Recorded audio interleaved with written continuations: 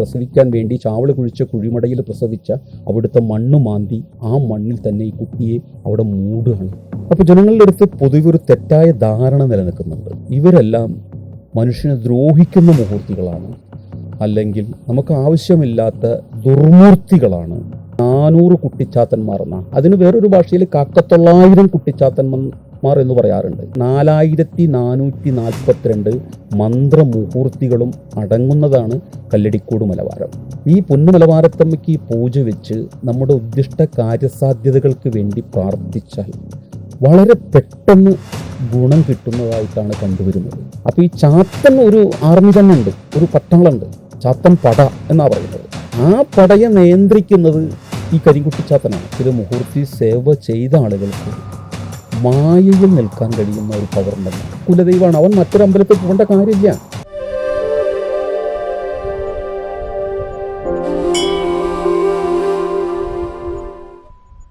അല്ലേട്ടാ നമസ്കാരം. നമസ്കാരം നമസ്കാരം നമസ്കാരം.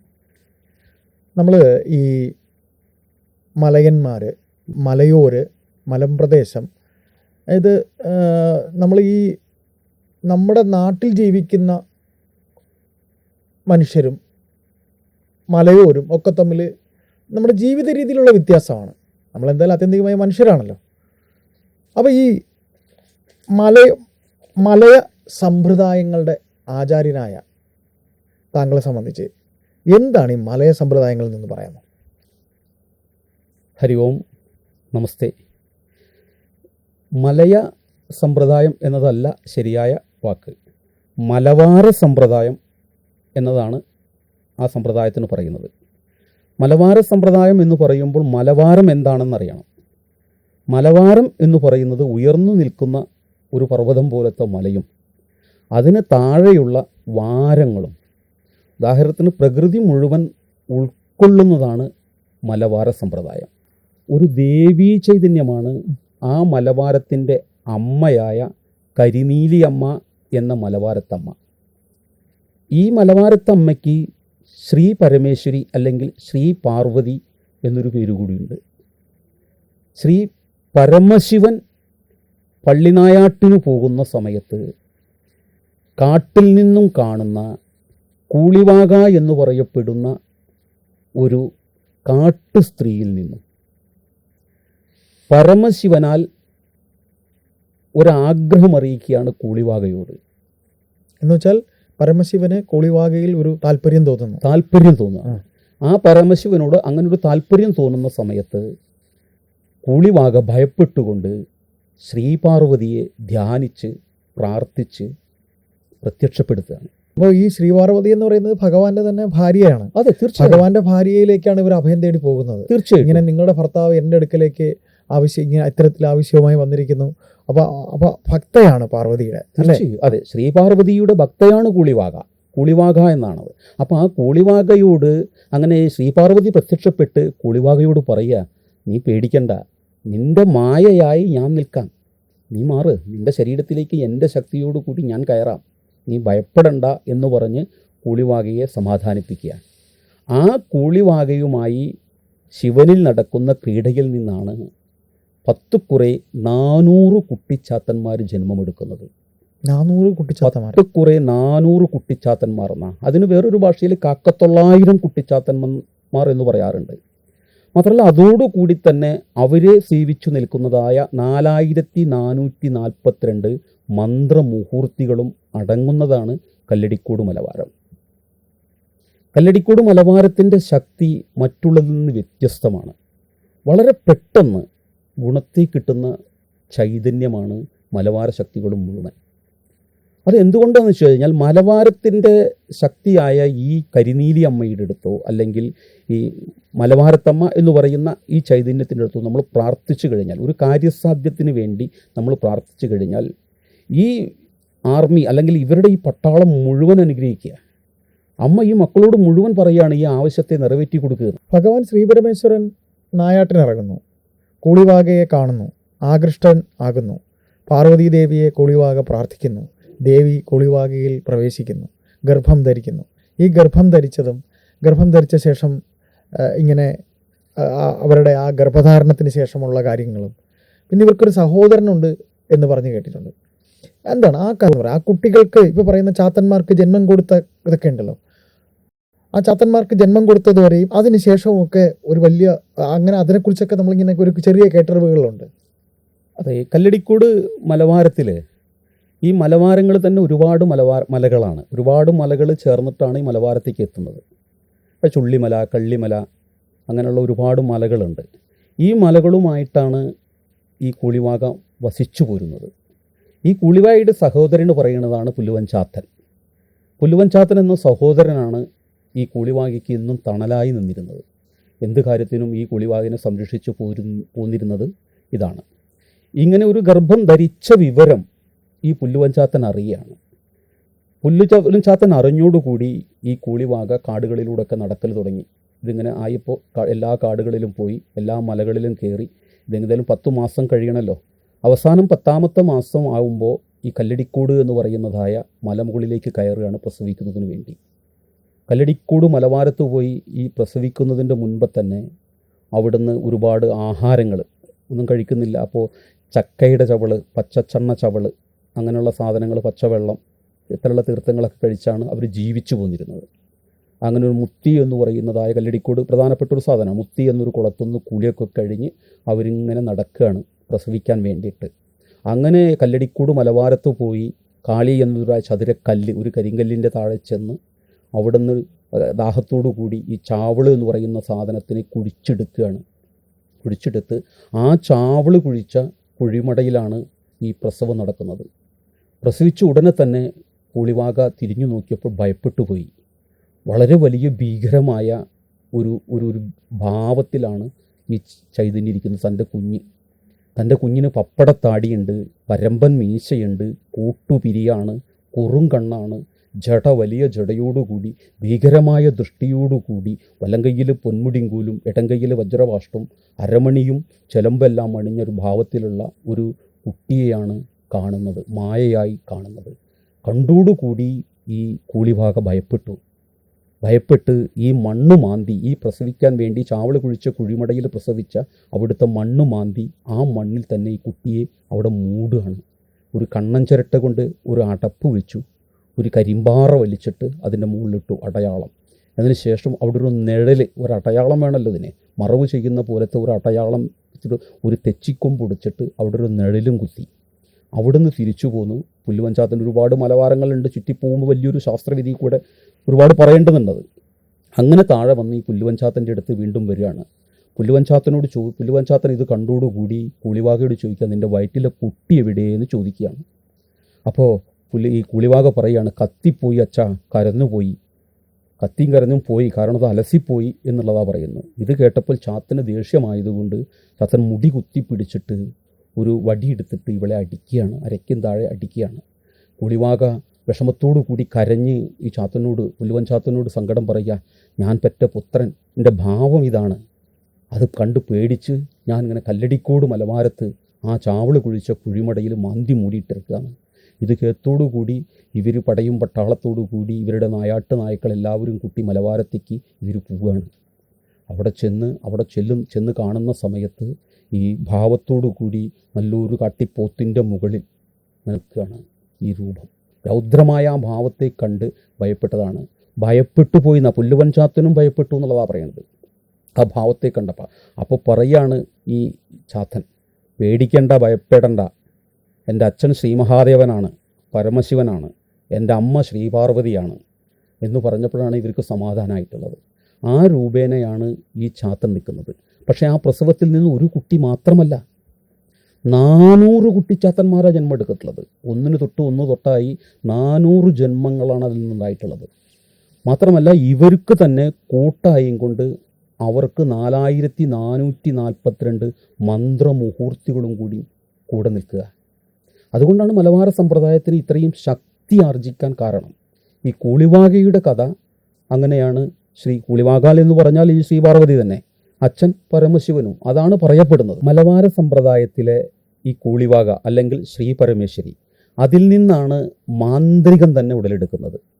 ആദ്യത്തെ ദേവി എന്ന സങ്കല്പം മലബാർ സമ്പ്രദായത്തിലെ ശ്രീപാർവതി ദേവി, അതല്ലെങ്കിൽ മലബാരത്തമ്മ, കരിനീലി. ശ്രീപാർവതി തന്നെയാണ് കരിനീലി അമ്മയും മലവാരത്തമ്മയും. ആ മലവാര വിധികളാണ് മലവാര സമ്പ്രദായത്തിലെ പൂജകളിൽ ഉപയോഗിക്കുന്നത്.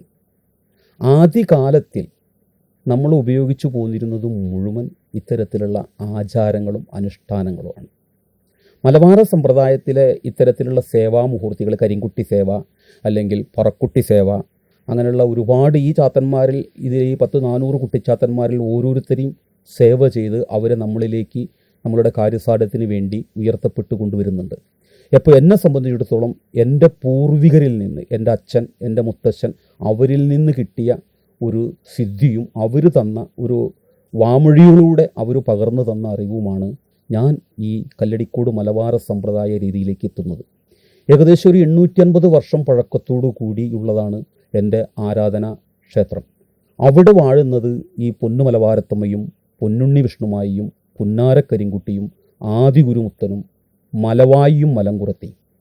ഇത്തരടങ്ങുന്ന ഈ ചൈതന്യങ്ങളെയാണ് എൻ്റെ തറവാട്ടിൽ ആരാധിച്ചു പോരുന്നത്. അവിടെ 2 നേരം വിളക്ക് വെപ്പ് നടത്തുന്നുണ്ട്. മാസത്തിൽ ആദ്യത്തൊരു ദിവസം ചൊവ്വാഴ്ചയ്ക്ക് പ്രാധാന്യം കൊടുത്തുകൊണ്ട് അവിടെ പൂജ നടത്താറുണ്ട്. വാർഷിക പൂജ എന്ന രൂപത്തിൽ നടത്താറുണ്ട്.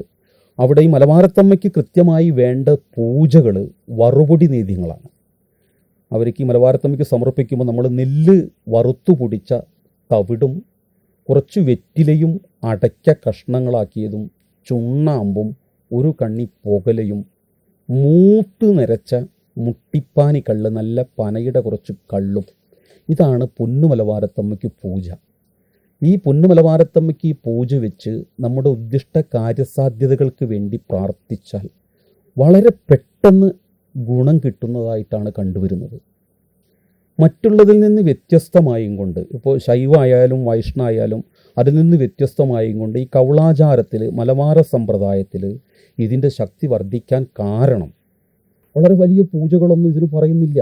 ചെറിയ ചെറിയ പൂജകളേ ഉള്ളൂ. ഒരു മുട്ടറക്ക, നാളികേരം വയ്ക്കുക, ഇത്തരത്തിലൊരു മറുപടി നേദ്യാദികൾ വയ്ക്കുക. ഈ രൂപത്തിൽ കർമ്മപ്രീതി വരുത്തിയാൽ തന്നെ ഈ ശക്തികൾക്ക് വളരെ അനുഗ്രഹത്തോടു കൂടി ഇവർ പ്രത്യക്ഷപ്പെട്ട് നമ്മുടെ കാര്യങ്ങൾ നിറവേറ്റിത്തരും. മാത്രമല്ല, ഈ ശൈവം, വൈഷ്ണവം, ശാക്തേയം 3 വിധേനയാണ് നമ്മളിത് പറയാമെങ്കിലും കൂടി ശൈവകലയോടുകൂടിയും വൈഷ്ണവകലയോടുകൂടിയും നിൽക്കുന്നതായ ചൈതന്യങ്ങളേക്കും അതിലേക്കും വ്യത്യസ്തമാണ് ഈ കൗളാചാര സമ്പ്രദായങ്ങൾ. അതിൽ നമുക്ക് പറയേണ്ടത് എന്താ വെച്ചാൽ, രണ്ടും രണ്ടാണോ അല്ലെങ്കിൽ ഇതിൽ നിന്ന് വ്യത്യസ്തമായിട്ടുള്ളതാണോ എന്ന് ചോദിച്ചാൽ, ഞാൻ പറയുമ്പോൾ ഒന്നും വ്യത്യസ്തമായിട്ടുള്ളതെല്ലാം ഒന്ന് തന്നെ. 3 വഴിയിലൂടെയാണെങ്കിലും കൂടി എല്ലാം ഒന്ന് തന്നെയാണെന്നുള്ള പറയുക.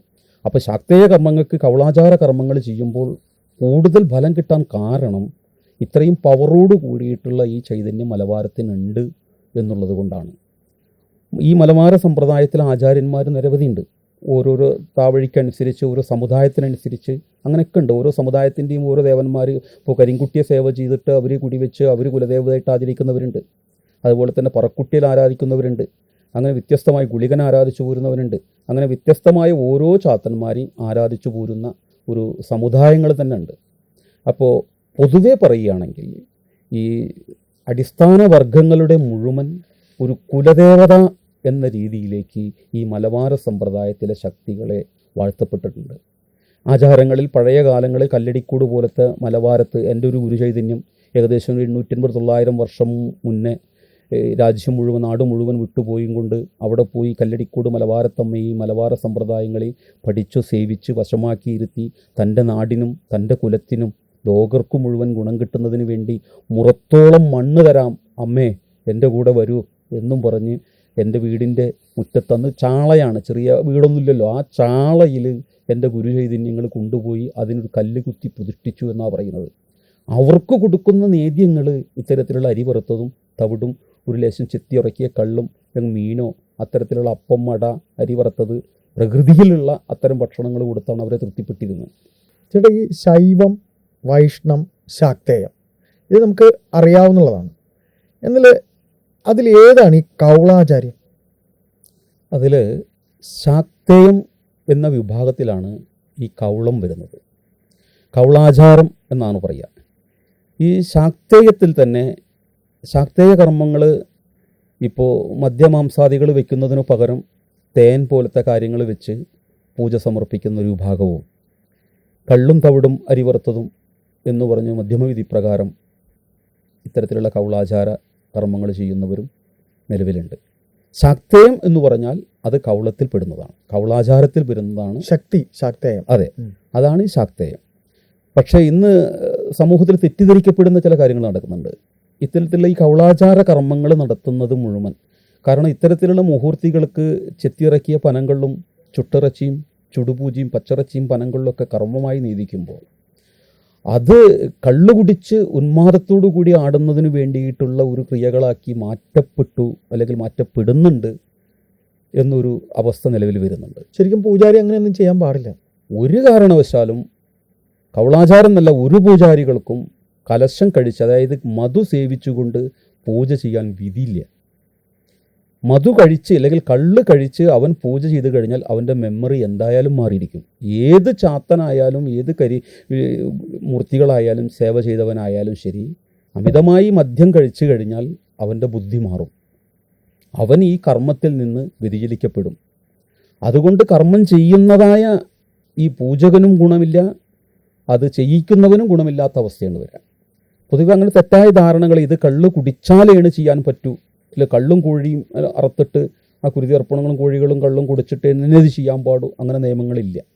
ഇതിൻ്റെ കൗളാചാര വിധി പറയുന്നത് നമ്മൾ ആ മുഹൂർത്തിക്ക് കൊടുക്കുന്ന ആ നിധ്യം കടുകുമണിത്തുല്യമാണ്. ഒരു കടുകുമണിത്തുല്യാണ് അളവിനെയാണ് നമുക്ക് സേവിക്കാൻ അധികാരമുള്ളൂ.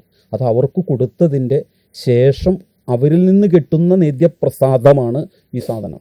കൗളാചാരത്തിൽ വേണ്ടന്തി കള്ളു കുടിക്കാനോ അല്ലെങ്കിൽ കോഴിയറത്ത് മത്സ്യമാംസാദികൾ കഴിക്കാനോ വിധിയില്ല. അത് തെറ്റായ ഒരു ആചാര രീതികളാണ്. ഇപ്പോൾ അങ്ങനെയൊക്കെയുള്ള പ്രക്രിയയിലേക്ക് പോകുമ്പോഴാണ് ഈ ആചാരങ്ങൾക്കൊരു വിലയില്ലാത്ത രീതിയിലേക്ക് പോകുന്നത്. കാര്യം ഇങ്ങനെ ഈ പറയുന്ന, ഇപ്പോൾ ചേട്ടൻ പറഞ്ഞു ഒരു ഒരു ഒരു മുത്തിൻ്റെ അത്ര പോലും അല്ലെ ഒന്ന് തൊടുക പോലും പാടില്ല എന്ന് പറയുന്നുണ്ട് ഈ കള്ള് എന്ന് പറയുന്നത്. ഇപ്പോൾ പക്ഷേ ഈ പൂജാവിധികൾ അതിനെ ഒരു അങ്ങനെയുള്ള കള്ള് സേവയും ഇങ്ങനെയുള്ള മത്സ്യ മാംസാദികൾ ഒക്കെ തന്നെ പൂജിക്കുക എന്നൊക്കെ പറഞ്ഞിട്ടൊരു മാറ്റി നിർത്തൽ ഈ പൂജകൾക്ക് പറയുന്നുണ്ട്. അപ്പം അത് ഒരിക്കലും അങ്ങനെ ഇല്ല അല്ലേ? അങ്ങനെ ഒരിക്കലും ഇല്ല. കള്ള് സേവ ഒന്നും ഇല്ലാത്തതാണ്. അല്ല, കള്ള് സേവ എന്ന് പറഞ്ഞാൽ ഈ പൂജാരിക്ക് കള്ള് കുടിക്കാനുള്ളൊരു ഒരു വിധി അതിലില്ല. ചെയ്യുന്ന പൂജകന് കള്ള് കുടിക്കാനൊരു വിധിയില്ല. നമ്മൾ കഴിക്കുന്ന പ്രകൃതിയിൽ നമ്മൾ എന്താണോ കഴിക്കുന്നത് അതാണ് നമ്മുടെ ദേവന് സമർപ്പിക്കുന്നത്. നമ്മൾ കോഴി ഇറച്ചി ഉണ്ടാക്കി കഴിക്കുന്നുണ്ടെങ്കിൽ അതിൻ്റെ രക്തവും മാംസാദികൾ അതൊക്കെ അവർക്ക് നേദിച്ചതിന് ശേഷം നമ്മളൊരു ചോര കാണിച്ച് അവർക്ക് നേദ്യം കൊടുക്കുന്നു. മറ്റുള്ള വിഭാഗക്കാർ മറ്റുള്ള തരത്തിൽ ഒരു കോഴീനെ ഇറക്കുന്നു അല്ലെങ്കിൽ ആടിൻ്റെ അടുത്ത് ബലി കൊടുത്തിട്ട് ചെയ്യുമ്പോൾ അവർ അവരുടേതായ മന്ത്രങ്ങൾ ഉപയോഗിക്കുന്നു. നമ്മൾ നമ്മളുടെ ദേവനോ അല്ലെങ്കിൽ അതിന് കൊടുക്കുമ്പോൾ ഈ കവളാചാരം ചെയ്യുന്നവൻ അവൻ്റെ ദേവന് അവൻ കഴിക്കുന്ന ഭക്ഷണം, ഒരു കോഴീനെ ഇറത്ത് അവൻ ഇറച്ചി കഴിക്കണം തോന്നുകയാണ്, അവനൊരു കോഴീനെ ഇറക്കുകയാണ്, അത് ആ കോഴിയുടെ ചോര അല്ലെങ്കിൽ അതിൻ്റെ മത്സ്യമാംസാദികൾ ആ വെക്കുന്ന മാംസങ്ങൾ ഈ ദേവന് സമർപ്പിച്ചതിന് ശേഷമാണ് നമ്മൾ അതിൻ്റെ പ്രസാദം കഴിക്കുന്നത്. അതിനെയാണ് വിധിയുള്ളൂ. അങ്ങനെ കഴിക്കാനാണ് അധികാരപ്പെടുന്നുള്ളൂ. അതാണ് നേരത്തെ ഞാൻ പറഞ്ഞത്, ഈ പ്രകൃതിയുമായി ഇഴുകി ചേർന്ന് നിൽക്കുന്ന ദൈവമായതുകൊണ്ട് തന്നെ നമ്മൾ കഴിക്കുന്ന ആ ഒരു ഭക്ഷണങ്ങളാണ് അത് ഈ ദൈവത്തിന് കൊടുക്കേണ്ടത്. അതുകൊണ്ടാണ് ഈ മത്സ്യമാംസാദികളൊക്കെ വരുന്നത്. അതുകൊണ്ടാണ് മത്സ്യമാംസാദികൾ മുഴുവൻ പൂർണ്ണമായി ഇതിൽ വരുന്നത്.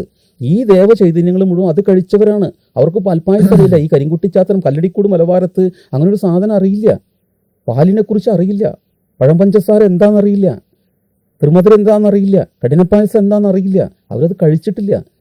ഈ പൂർവികമായി ഇത്തരത്തിലുള്ള മലബാര സമ്പ്രദായങ്ങൾ കൊണ്ടാടിയിരുന്ന പൂർവിക ആചാരന്മാർ തന്നെ അത്തരത്തിലുള്ള സാധനങ്ങളൊന്നും കഴിച്ചിട്ടില്ല.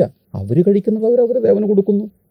അത് ഈ മലബാര സമ്പ്രദായത്തിലെ ശാക്തികത്തിലെ അല്ലെങ്കിൽ ഈ കൗളാചാരത്തിലെ ഈ ചൈതന്യങ്ങൾക്ക് ആ പൂജകൾ വേണം എന്നുള്ളത് കൊണ്ട് അത് നേദ്യമായി വെച്ച് അതിൽ നിന്ന് ഞാൻ നേരത്തെ പറഞ്ഞ ഒരു തുള്ളി മാത്രമാണ് നമുക്ക് കഴിക്കാൻ അധികാരമുള്ളൂ. പലവരും അതിൽ നിന്ന് വ്യത്യസ്തമായി കൊണ്ട് ഇപ്പോൾ കരിങ്കുട്ടി കള്ളുടിക്കുന്നതാണല്ലോ, അതുകൊണ്ട് എന്തൊക്കെ കള്ളു കുടിച്ചൂടാ എന്ന രൂപേണ മാറുന്നുണ്ട്. അതുകൊണ്ടാണ് ഈ കൗളാചാര ശാസ്ത്രത്തിന് ഇത്രയും വലിയ ഒരു മോശമാണ് എന്ന രൂപത്തിൽ ചിത്രീകരിക്കപ്പെടുന്നത്. അത് മാറ്റിയെടുക്കപ്പെടേണ്ടതാണ്. മറ്റുള്ളതുപോലെ തന്നെ തുല്യമായും കൊണ്ട് ഈ കൗളാചാരത്തിന് വളർത്തി കൊണ്ടുവരേണ്ടതും അത് ഉയർന്നു വരേണ്ടതുമാണ്. ഈ കരിങ്കുട്ടിച്ചാത്തൻ പിന്നീട് ബാക്കി എത്ര ചാത്തന്മാരുണ്ട്? കല്ലടിക്കോട് മലബാര മന്ത്ര മുഹൂർത്തികളിൽ 400 കുട്ടിച്ചാത്തന്മാരാണ്. അതിൽ ഏറ്റവും മൂത്ത ആളാണ് ഈ കരിങ്കുട്ടിച്ചാത്തൻ. ഏറ്റവും ഇളയതാണ് ഈ വിഷ്ണുമായ ചാത്തൻ. അപ്പോൾ ഈ ചാത്തൻ ഒരു ആർമി തന്നെ ഉണ്ട്, ഒരു പട്ടാളുണ്ട്. ചാത്തൻ പട എന്നാണ് പറയുന്നത്. ഇപ്പോൾ നമ്മൾ LMRKയുടെ പട പോലെ തന്നെ ഒരു പട ഇതിനുണ്ടെന്നാണ് പറയുന്നത്. ആ പടയെ നിയന്ത്രിക്കുന്നത് ഈ കരിങ്കുട്ടിച്ചാത്തനാണ്. ആഭ്യന്തരം കൈകാര്യം ചെയ്യുന്നത് ഈ കരിങ്കുട്ടിച്ചാത്തനാണ്. കരിങ്കുട്ടിച്ചാത്തൻ ഓർഡർ പറഞ്ഞ് അടിച്ചോളണം. വിഷ്ണുമായക്കപ്പോൾ ഈ ചാത്തന്മാരിൽ ഒരു നിർണായക പങ്കുണ്ടോ? പിന്നെ വിഷ്ണുമായയാണല്ലോ ഈ പട ഉണ്ടാക്കിയിട്ടുള്ളത്. ഏറ്റവും ഇളയവനായ അദ്ദേഹമാണ് ഈ പടയെ ഉണ്ടാക്കിയിട്ടുള്ളത്. ഈ പടയെ നാഥനാക്കി നിർത്തിയിട്ടുള്ളത് കരിങ്കുട്ടിച്ചാത്തനെയാണ്. നീ അടിക്കുക, അത്രയും രൗദ്രഭാവത്തിലാണ്. ഈ 400 കുട്ടിച്ചാത്തന്മാരും 400 കുട്ടിച്ചാത്തന്മാരും അത്യുഗ്രഭാവത്തിലുള്ളതാണ്. അതുകൊണ്ടാണ് മലബാർ സമ്പ്രദായത്തിന് ഇത്രയും പവർ. ഇപ്പോൾ ഒരു ട്രെയിനിൽ യാത്ര ചെയ്യുന്നു, ഉദാഹരണത്തിന് നമ്മളിപ്പോൾ പാലക്കാട്ടേക്കൊന്ന് പോകണം, തൃശ്ശൂരിൽ നിന്ന് പാലക്കാട്ടേക്കൊന്ന് പോകണം എന്നുണ്ടെങ്കിൽ നമുക്ക് വളരെ പെട്ടെന്ന് പോകാൻ വേണ്ടി നമ്മൾ എത്തണം എന്നുണ്ടെങ്കിൽ നമ്മൾ വന്ദേ ഭാരത് പോലത്തെ ട്രെയിനിൽ, സ്പീഡുള്ള ട്രെയിനിൽ പോകും. അല്ല, മെല്ലെ പോയാൽ മതി എന്നുണ്ടെങ്കിൽ നമ്മൾ ലോക്കൽ ട്രെയിനിൽ യാത്ര ചെയ്യും. അതാണ് രണ്ടും കൂടിയുള്ള വ്യത്യാസം. ഈ മലബാർ സമ്പ്രദായത്തിലും ഈ മറ്റുള്ള ഈ ശൈവ വൈഷ്ണവ കലയുമായി ബന്ധപ്പെട്ട ആചാരങ്ങളിലുള്ള വ്യത്യാസത എല്ലാം എത്തുന്നത് പാലക്കാട്ടേക്കാണ്. ഈ കൗളാചാര ശാസ്ത്രവിധിയിലൂടെ പോകുമ്പോൾ ഇത്രയും പട അതിൻ്റെ കൂടെ ഉള്ളത് കൊണ്ട് വളരെ പെട്ടെന്ന് കാര്യസാധ്യം നടത്തുന്നു എന്ന് മാത്രമാണ് ആ വ്യത്യാസങ്ങൾ. അപ്പോൾ വിഷ്ണുമായയെക്കുറിച്ച് ഇങ്ങനെ പറഞ്ഞല്ലോ, ഈ വിഷ്ണുമായ നമുക്കൊരു നമ്മുടെ ഒരു ജാതകത്തിൽ ഈ പറയുന്ന നവഗ്രഹങ്ങൾ ഉണ്ടല്ലോ, ഈ നവഗ്രഹങ്ങൾക്ക് ആണല്ലോ നമ്മൾ ഒരാളുടെ ജാതകം അല്ലെങ്കിൽ ഒരാളെ നിയന്ത്രിക്കുന്നത്. നവഗ്രഹങ്ങളിൽ പെടാത്ത ആ നവഗ്രഹങ്ങളെയും നിയന്ത്രിക്കുന്നതാണോ വിഷ്ണുമായ? ഈ നവഗ്രഹങ്ങൾ എന്ന് പറഞ്ഞാൽ 9 ഗ്രഹങ്ങൾ, അത് ജ്യോതിഷത്തിലൊക്കെ പ്രധാന പങ്കായി വഹിക്കുന്നുണ്ട്. ഈ നവഗ്രഹങ്ങൾക്കൊക്കെ നവഗ്രഹങ്ങളെ വെച്ചുകൊണ്ടാണ് ചിന്തിക്കുന്നത്. ഓരോ ജന്മത്തിനും ഓരോ നക്ഷത്രം, ഓരോ ഈ മനുഷ്യനായ സമയം വെച്ചിട്ട് ജന്മസമയം വെച്ച് ഓരോ ജന്മ നക്ഷത്രങ്ങളെ വരുന്നത്. പക്ഷെ ഇതിൽ മുഴുവൻ നിർണയിച്ചു വരുന്നത് ശ്രീ പരമേശ്വരൻ തന്നെയാണ്. ഇതിന്റെ മുഴുവനാണ്. അതിൽ ഈ ചാത്തന്മാർക്ക് എന്ത് പങ്ക് എന്നാണോ ഉദ്ദേശിച്ചത്? അതാണ് ഞാൻ ഉദ്ദേശിച്ചത്. ഈ ചാത്തന്മാർക്ക് ഈ നക്ഷത്രവുമായി കൊണ്ടൊരു ബന്ധമില്ല, ജന്മനക്ഷത്രങ്ങളുമായിട്ട് ഇതുകൊണ്ടൊരു ബന്ധമില്ല. പക്ഷേ ഈ നക്ഷത്രക്കാരെ മുഴുവൻ ഓരോ രാശിയിൽ ജനിക്കുന്നതായ ആ നക്ഷത്രക്കാർക്കും ഓരോ ദേവന്മാരുണ്ടാവും. ആ ദേവനോട് ഓരോ അസുരനായില്ലെങ്കിൽ അങ്ങനെ ഒരു ഗണങ്ങളിൽ പെടുന്ന ചൈതന്യങ്ങൾ ഉണ്ടാവുമല്ലോ. അത്തരത്തിലുള്ള ചൈതന്യങ്ങൾ ഓരോ നക്ഷത്രക്കാർക്കും പറയപ്പെടുന്നുണ്ട്. അത് കൗളാചാരത്തിലുണ്ട്. അപ്പോൾ വിഷ്ണുവായ ഈ പറയുന്ന ഓരോ ഈ പറയുന്ന ജാതകത്തിലുള്ള നവഗ്രഹങ്ങളെക്കാൾ ഉപരി ക്രിയ ചെയ്യാൻ വിഷ്ണുമായയ്ക്ക് കഴിയുമോ? അങ്ങനെ ഒരിക്കലും സാധ്യമല്ല. നവഗ്രഹങ്ങളെ മറികടന്നുകൊണ്ട് വിഷ്ണുമായയ്ക്ക് ഒന്നും ചെയ്യാൻ കഴിയില്ല. 9 ഗ്രഹങ്ങളെയും ഇല്ലായ്മ ചെയ്തുകൊണ്ടോ അല്ലെങ്കിൽ അതിനെ ഇപ്പം ശിവൻ തന്നെ, ഇപ്പം താങ്കൾ പറഞ്ഞത് ജനിക്കുമ്പോൾ തന്നെ ഭഗവാൻ തന്നെയാണ് രചിച്ചു വിടുന്നത് ഓരോ ജാതകവും. അപ്പോൾ അതിൽ അവർക്കൊരു ദേവനുണ്ടെന്ന് പറയുന്നു. അപ്പോൾ അത് പ്രകാരം സംഭവിക്കേണ്ട കാര്യങ്ങളല്ലാതെ വിഷ്ണുമായ കൊണ്ട് അതിനെ മറികടന്നു പോകാൻ കഴിയും? അല്ല, ആ ദേവനുണ്ടെങ്കിൽ ആ ദേവന്റെ ഭൂതഗണങ്ങളിലേക്കാണ് ഈ ചാത്തന്മാരിൽ നിന്നൊരാൾ മാറുന്നത്. ദേവന്റെ ഭൂതഗണങ്ങന്മാരായിട്ട് കിങ്കരന്മാർ വേണം. ആ ഒരു ദേവനാണെങ്കിലും ആ ദേവന്റെ തൊട്ടടുത്തൊരു കിങ്കരൻ ഉണ്ടായിരിക്കണം. ആ കിങ്കരനായിട്ടാണ് ഈ സമ്പ്രദായം, ഈ സാധനത്തിന് അവിടെയാണ് ഈ പറയുന്ന ചാത്തന്മാരുണ്ടാകുന്നത്. അവിടെയാണ് ഈ കൗളാചാരത്തിലെ ഈ സാധനം നിൽക്കുന്നത്. അവന്റെ കൂടിയുണ്ട്. ഇപ്പോൾ ഒരു നക്ഷത്രക്കാരനാണെന്നുണ്ടെങ്കിൽ ആ നക്ഷത്രത്തിലെ ദേവനുണ്ടെങ്കിൽ ആ ദേവനോട് ചേർന്ന് തന്നെ ഇങ്ങനൊരു സാധനം കൂടെ നിൽക്കുന്നുണ്ട്. കാരണം മൃഗീയമായ വാസനകൾ ഈ നക്ഷത്രക്കാരന് വരുന്നുണ്ടെങ്കിൽ അതിനെ തടുക്കുന്നതിന് വേണ്ടി ഈ സാധനം ഉണ്ടാവും. അത് രാശിചക്രത്തിൽ ഓരോ രാശികളുണ്ടല്ലോ, ആ രാശികൾ മാറുന്ന സമയത്ത് ഗ്രഹങ്ങൾ മാറിക്കൊണ്ടിരിക്കുമല്ലോ. അപ്പോൾ ആ ഗ്രഹങ്ങൾക്ക് ഓരോ നാഥന്മാരുണ്ടാവാം. അതിൽ നിന്ന് അവരെ നിയന്ത്രിച്ചു പോരുന്നുണ്ടെങ്കിലും കൂടി അവരുടെ പിന്നിലായിട്ട് ഇങ്ങനൊരു ഈ സമ്പ്രദായത്തിലെ ഈ ശക്തി കൂടി ഉണ്ടാവും. ഒരു ദേവന്റെ ഭൂതഗണങ്ങൾ എന്നൊരു രൂപമുണ്ടല്ലോ, അല്ലെങ്കിൽ ദേവിയുടെ ഭൂതഗണം. ആ ദേവീ ദേവന്മാരുടെ ഭൂതഗണങ്ങളിൽ പെട്ടതായ അല്ലെങ്കിൽ അങ്ങനെ പറയാവുന്ന ചില മുഹൂർത്തികൾ ഈ 400 കുട്ടിച്ചാത്തന്മാരിലുണ്ട്.